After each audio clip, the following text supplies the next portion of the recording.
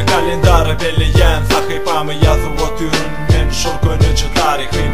Bu sahipanın doğamı yok gidip parya doğamı men diyen saz meni biraz saklı. Arvah yani deliridim dost sen korkma.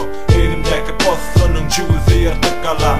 Dur dost sen meni tanansın ha. Men şol önki bay dostuna. 2 yıl bunun uzor kakyadı arkama buğun olsa geçeler mana tara bakman. Dost olma için pul gerek mi kökman. Şol soruğa cevap verin üstünden dökmen. Önku akıp durun derya durma bakman. Ne tanış geçelerde yezen gece yatman. Bana düşünülür sizden yaş dökmem. Durmuşa edeniyetimi sökgen. Ne yolladın doğru yolu, o sözde de yalan yok. O zaten bari dolu, karanlık oto.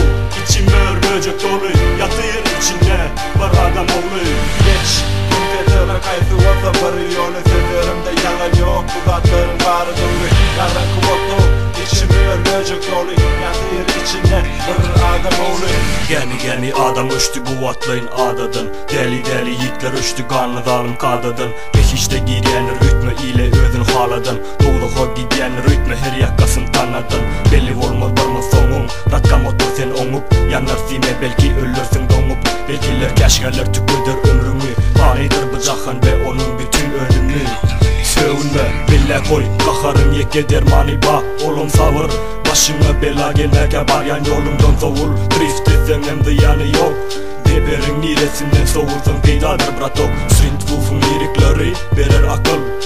Kellemde fikirler, dilimden akıl. Matımulun kıyalı yüzünde olmasa da sakal. Sonuna adımı ağlar takalım tamam. Geç, müddetirle kaydı olsa bir yolu.